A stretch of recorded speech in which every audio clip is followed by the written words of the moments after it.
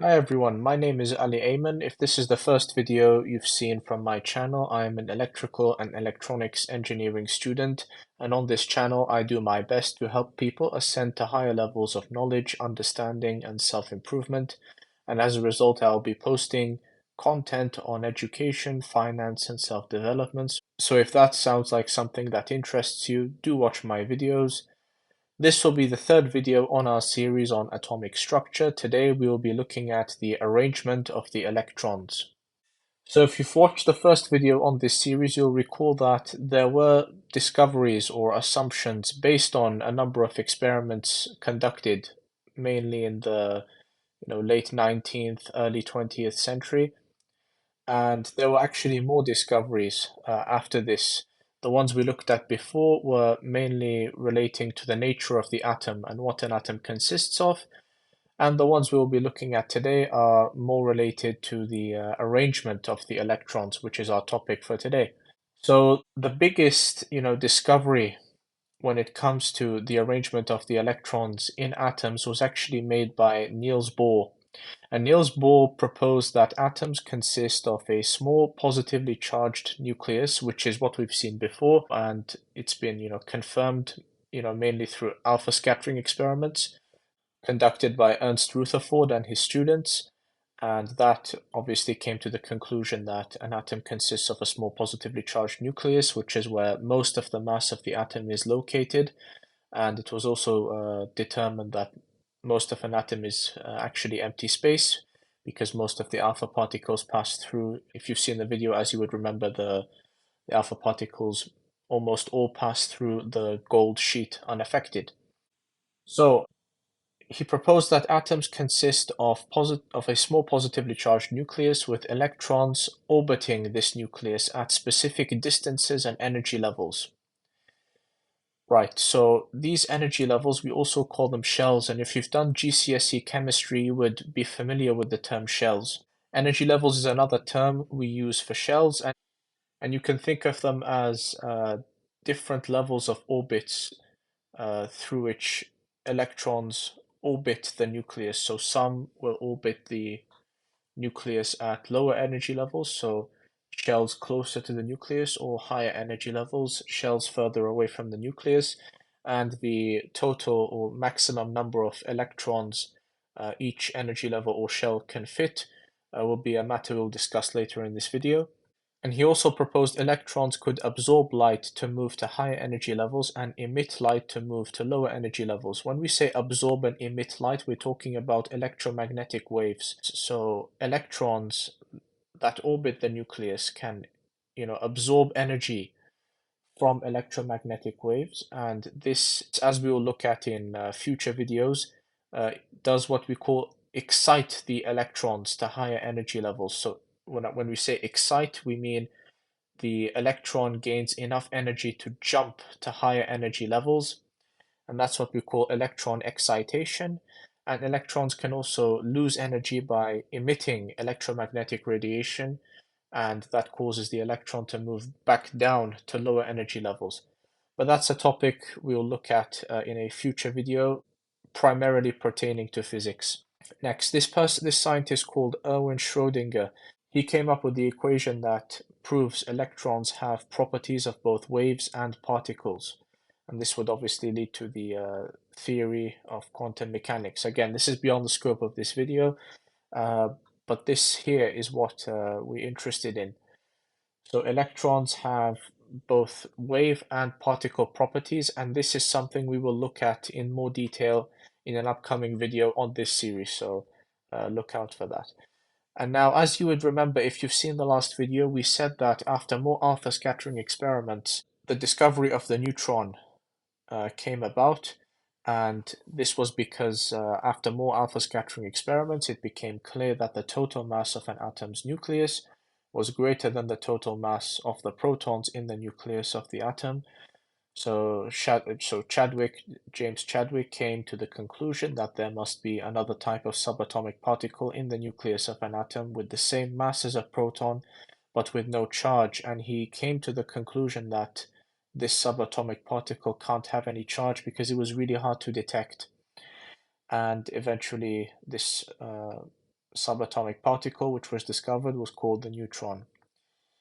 So what can we conclude from all these different theories and all these different models of the atom we've looked at? So from Dalton all the way to Schrödinger. Well, they all, contributed to shaping the current model of the atom we know today. So the model of the atom now, we can conclude, consists of a positively charged nucleus with electrons that orbit the nucleus at certain distances and energy levels, as Niels Bohr proposed, and electrons orbit the nucleus at different energy levels, and we'll talk about how many electrons each energy level can hold, depending on whether it's the first, the second, or the third energy level. So this is the current model of the atom. So as we said before, we have the positively charged nucleus with, if you saw the very first video, we said that there is a very strong nuclear force which acts between the protons and the neutrons in the nucleus of the atom, and this essentially prevents the nucleus of the atom from disintegrating because like charges repel. So the protons here, in theory, would cause the whole nucleus of the atom to disintegrate due to the electrostatic repulsion. However, the presence of the stronger nuclear force is what keeps the nucleus intact and prevents it from disintegrating. And obviously, this stronger nuclear force overcomes the electrostatic repulsion that exists between subatomic particles of like charges, or frankly, any objects of like charges. And that's why the nucleus stays intact. And the electrons orbit this nucleus, as we said, at specific, distances and at energy levels around the nucleus. And another important thing to mention is that the electrons continue orbiting the positively charged nucleus because of the electrostatic forces of attraction between the electrons orbiting the nucleus and the positively charged protons, because this time, unlike charges, attract. So that's, if you'd like, what keeps or holds the whole atom together. So here are the updated notes here, if you'd like to look at them. And if this diagram wasn't clear enough, the red circles here with a plus inside represent the positively charged protons. These green circles represent the uncharged neutrons, and these blue crosses are the electrons which orbit the nucleus at specific distances and energy levels. So this text here in yellow represents the modern model of the atom.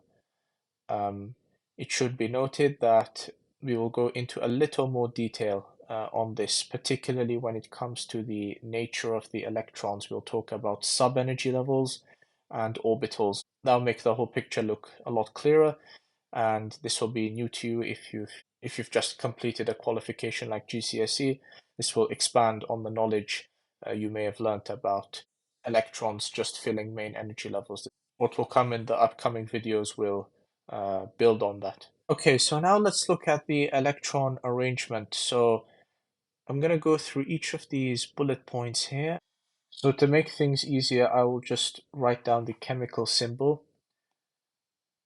I'll just write down the chemical symbol rather than drawing the individual protons and neutrons, just to simplify the picture, because here we're just focused on the outer electrons and how the electrons are arranged around the nucleus. And these circles we'll draw around the nucleus are what we call the main energy levels. So these are the levels at which the electrons orbit the nucleus. So we've got the first, the second, and we will talk about how many there are depending on the number of electrons in a moment. So how many energy levels there are in an atom depends on the period of the element to which that atom is from. So let's take carbon, for example. Now, when we look at the periodic table here, you can see that we have rows. So we have the first row here, the second row here, from lithium to neon, the third row from sodium to argon, and the fourth row from potassium to krypton, and so on and so forth. So for these rows, we have what we call a period. So we have a period So for the first row, we call it period 1. For the second, we call it period 2. For the third row, we call it period 3. For the fourth row, we call it period 5. For the fifth row, period 6.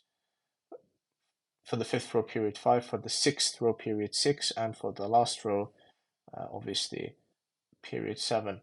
Now, what do these periods tell us? So if an element is in period 1, that means it only has one main energy level. If it's in period 2, that means it has two main energy levels, as is the case with carbon. As you can see, carbon is in period 2. So carbon will have two main energy levels. An element like aluminium, for example, is in period 3. So aluminium would have three main energy levels. And as we mentioned in a previous video, the number of electrons an atom has can be determined from the atomic number of the atom using the periodic table. So let's take the case of carbon here. The atomic number of carbon is 6. This is obviously the mass number, but the mass number is the number of protons plus the number of neutrons. We're not looking at this now. The atomic number of carbon, which is 6, tells us that there are 6 protons in the nucleus of a carbon atom. But since we said, in a previous video that atoms have an overall charge of 0, and therefore the total number of protons in the nucleus of an atom must be equal to the number of electrons in an atom so that the charges cancel out and the overall charge is 0. So since carbon has 6 protons, it must therefore also have 6 electrons.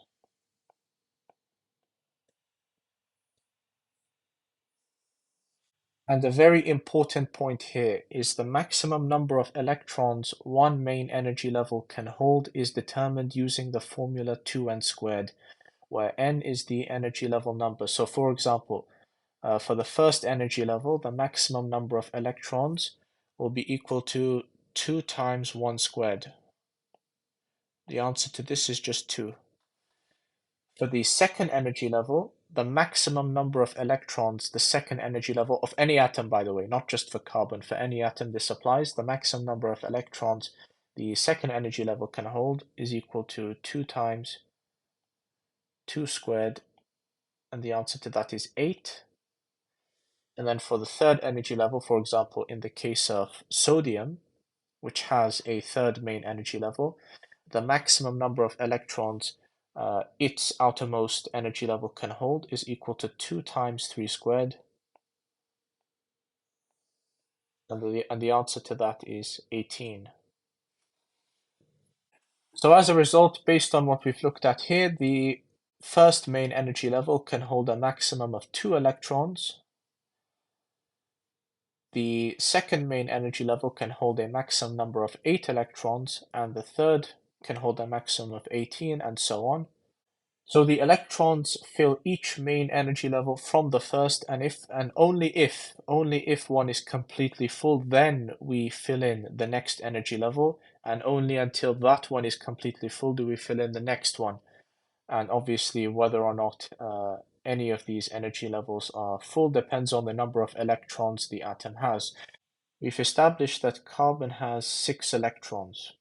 So how would we fill in the main energy levels of a carbon atom? Well, we would start off with the energy level on the inside first. We've established that the first main energy level can hold a maximum of 2 electrons, and since a carbon atom has 6 electrons, we can take 2 of those and just draw them in there. So we have 1 here and 1 there. So that's 2, and this is the maximum capacity of the first energy level, so we have to move on now to the second one, which can hold a maximum of 8. So since we've already used up 2 of the electrons, we are left with 6 minus 2, which is 4.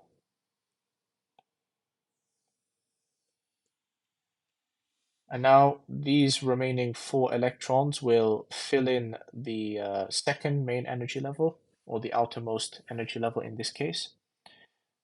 So we will draw 1 here, 1 here,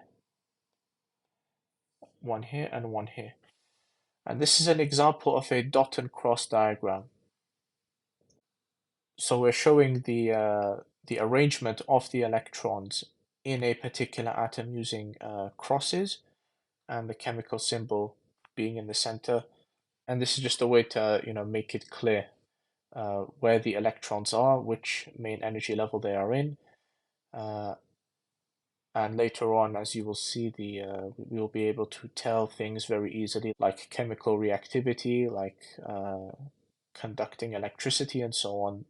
There's a whole bunch of things we can tell from particularly the number of outer electrons, which we'll see in upcoming videos. So then we drew the electrons in the first energy level till we reached maximum capacity, which is 2, before we filled in the second main energy level, and that's very important. And the same applies not only for carbon, but for any of these elements in the periodic table. This is very important, and make sure you keep the period of the element in mind when trying to determine the number of main energy levels an atom of an element has. So how else can we write this? So what's another way of representing an atom of carbon without necessarily using circles and crosses? Although in many syllabuses you will be required to draw something like this.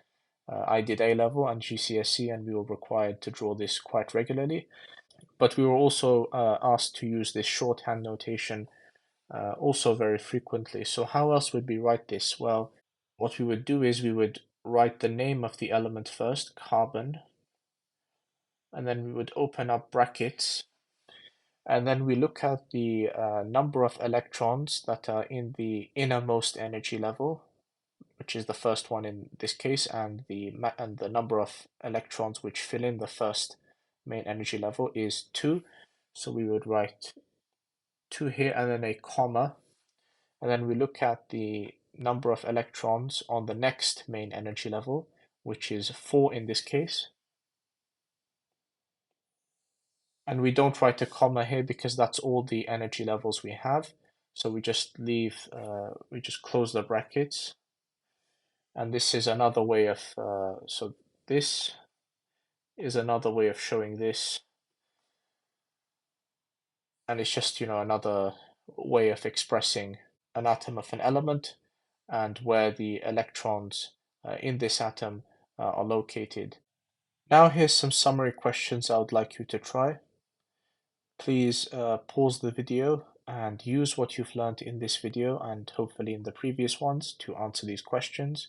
Once you're done answering them, you can resume the video and compare your answers with the ones I'm about to present shortly. Okay, so for question 1, or 1A, it says draw the electron arrangement diagrams of atoms that have the following numbers of electrons. So the first thing I would do is I would look at the following numbers of electrons, so 3, 9, and 14. And as we said before, the number of electrons is equal to the number of protons in every atom.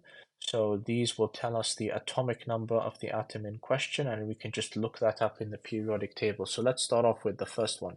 So the atom of which element contains 3 electrons and therefore 3 protons and therefore an atomic number of 3? Well, the answer to that is lithium. It's maybe a bit too small, but lithium has an atomic number of 3 and therefore has 3 electrons in all of its atoms. So we start off by writing the chemical symbol lithium, or Li, and then we draw in the first main energy level. And the maximum number of electrons we can fit into the first main energy level is 2. But we also know that lithium atoms have 3 electrons, so we therefore have enough electrons to fill in the first main energy level. So since we filled in the first main energy level, we can draw in the second main energy level. And since now we've already used 2 electrons to fill in the first main energy level, we still have 1 electron left. 3 minus 2 is 1. So the remaining electron is used to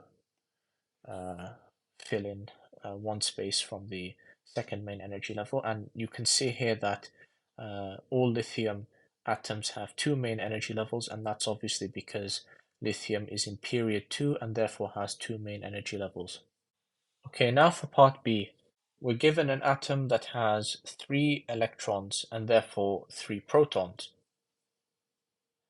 And looking this up on the periodic table will tell us that this particular atom is of fluorine. So the atom in question is of the element fluorine, and fluorine is in period 2, so all of its atoms will have 2 main energy levels. So we start off by writing the chemical symbol of fluorine, which is F, and we know that fluorine has 9 electrons. So we start off by drawing the first main energy level, and we know that the first main energy level can hold a maximum of 2 electrons. Since fluorine atoms have 9 electrons, we definitely have enough to fill in the first main energy level, so it's 2, and then 9 minus 2 is 7, so we have 7 electrons left to fill in the remaining main energy level. So if we have more than 4 electrons in the outermost energy level of any particular atom, which doesn't have just one main energy level, we start off by drawing in the four of the outer electrons as far away as possible. And then for the next couple of electrons, we group them in pairs with as many of these 4 electrons as possible. So we said that fluorine has 9 electrons. We've used 2 to fill in the first shell, and we've already used 4 to fill in the outer shell, and that leaves us with 3. So one of them, you would draw them in like this, the other you would draw them in like this, and then the last one you would draw it in like this. So as you can see, we've paired them up. We don't just draw electrons randomly here or here. This is not what we do. So always remember that if you have more than 4 electrons in the outermost energy level, you first draw 4 of the electrons as far away from each other as possible, and then you draw in the rest by pairing it with one of the electrons you've already drawn.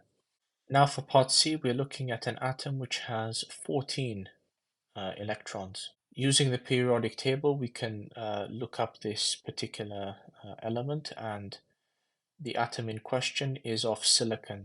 So the atom is from the element silicon, and silicon has 14 electrons, but this time, as you can see, it's in period 3 of the periodic table. And what does that tell us? Well, it tells us that silicon atoms have 3 main energy levels, as we will see below.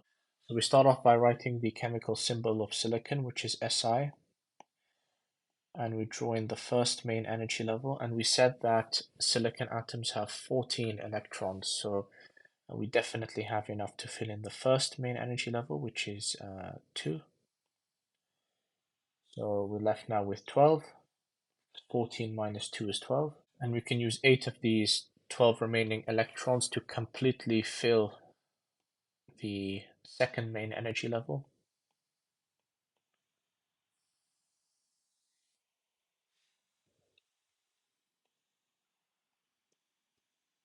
So now we've used a total of 10 electrons, and we've mentioned above that silicon atoms have 3 main energy levels, so we draw another main energy level as such, and the remaining 4 electrons are drawn, as we said before, as far away from each other as possible. Obviously these 4 are not enough to fill in the third main energy level, which, as we said above, has a maximum capacity of 2 times 3 squared, which is 18, and 4 is nowhere near close to 18, so the third main energy level isn't full, but the first 2 definitely are. So for question 2a, we have to state in shorthand the electron arrangements of atoms with 4 electrons, 13 electrons, and 18 electrons. Well, atoms with 4 electrons are from the element beryllium. So beryllium atoms have 4 electrons, and they are in period 2, so they'll have 2 main energy levels. So the way we would write this is we would first write the name of the atom in question, and then we would, as we said before, write in the brackets And the first number we write down here represents the maximum number of electrons any atom of beryllium can hold. We said that beryllium atoms have 4 electrons, so there's definitely enough to fill the first main energy level, which holds a maximum of 2 electrons. That leaves us with 2, so the second main energy level can hold 2 electrons. And this is how we would write a beryllium atom in short form. Oh yeah, one more thing. If you tried question 3, that's great, but save it for the next video because this talks about ions, and we'll look at ions very, very soon. So there was actually no need for you to do question 3 for this particular video, but if you've done it, that's great, that's perfect. Just save it for the next video if you want to see the solutions for question 3. Now for question 2b, we have to write in shorthand the electron arrangements of atoms with 13 electrons, and the element with such atoms in question is aluminium. Aluminium is in period 3 of the periodic table, so that obviously tells us that aluminium atoms will have 3 main energy levels. We start off as before by writing the name of the element in question, which is aluminium. Aluminium atoms have 13 electrons, so there's enough to fill the first main energy level, which requires 2 electrons, and then the second one requires 8, and we have enough to fill the second main energy level. So far we've used up 10 electrons. 2 plus 8 is 10, and aluminium atoms have 13 electrons in total. So this gives us 3 left, and the remaining 3 are used to fill the third main energy level, and this is how we write aluminium atoms in shorthand form. Now the remaining electron arrangement shorthand we have to write down is atoms with 18 electrons, and the element which has atoms with 18 electrons obviously is argon. Argon is a noble gas, and it will have a completely full outer shell or outer main energy level. And the consequences of this will be looked at in more detail in upcoming topics. But generally, this makes argon, just like all the other elements in this group, very, very unreactive because they have a full outer main energy level. And as before, we start off by writing the name of the element in question, which is argon. Open the brackets. Argon has 18 electrons, so definitely enough to fill the first main energy level. That leaves us with 16, and again that is enough to fill in the second main energy level. Now it's not enough to fill in the third main energy level, which can hold a maximum 18 electrons, but the fact that the third main energy level holds 8 electrons makes the third main energy level remarkably stable. So although the third main energy level is not necessarily completely full, it's still very, very stable, and it's, if you'd like, almost as stable as though it were full. And again, we'll look at noble gases, which argon is a part of, in upcoming topics. So this is the end of the video. I hope you have enjoyed the video and that you now understand how electrons are arranged in atoms, as well as how the different theories over the last 200 years or so have led to the modern creation of the atomic model. If you like this content and you would like to see more of this, be sure to subscribe and watch out for upcoming videos, and make sure to also check the links I'll put in the description for this video and also for the previous ones to help you with understanding the concepts we cover in all these videos and also for upcoming videos. So I will see you in the next video. Goodbye.